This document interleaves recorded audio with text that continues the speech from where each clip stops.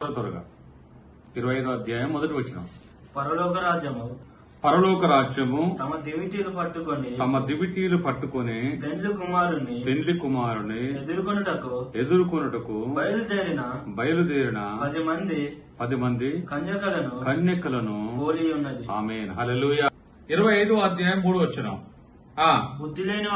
బుద్ధి లేని వారు తమ దివిటీలు పట్టుకొని తమతో కూడా నూనె తీసుకొని పోలేదు.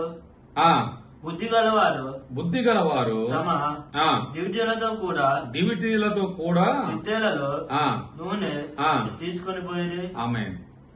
ఏం చేశారంట?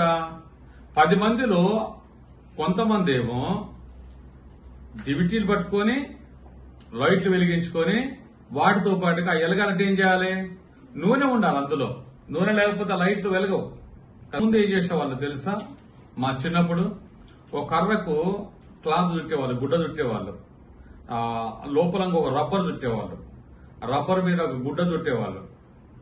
గుడ్డ చుట్టి దాంట్లో ఏం చేసేంటే ఆయిల్లో ముంచేవాళ్ళు. ఏం చేసేవాళ్ళు? ఆయిల్ గట్టి చెప్పాలి కదా. ఏం చేసేవాళ్ళు?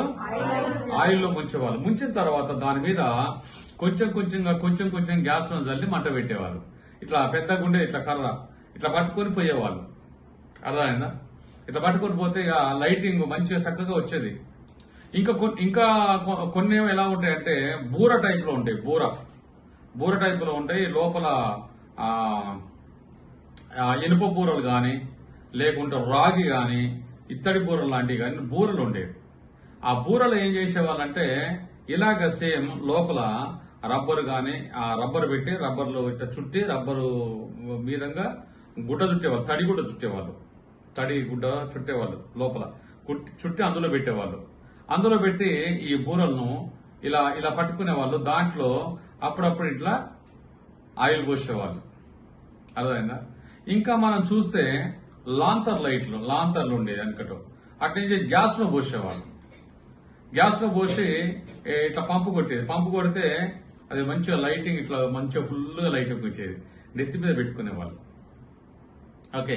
ఈ బుద్ధి కలిగిన వారు అనగా అన్ని విషయాలలో ఆలోచన కలిగినటువంటి వారు, అన్ని విషయాలు తెలిసినటువంటి వాళ్ళు ఏం చేసేవాళ్ళు అని అంటే ఈ లాంతర్ పట్టుకొని తర్వాత గ్యాస్ లో క్యాన్ కూడా పట్టుకొని పోయేవాళ్ళు, లేదా ఆయిల్ క్యాన్ పట్టుకొని పోయేవాళ్ళు వెంట. బుద్ధి లేని వారు తమ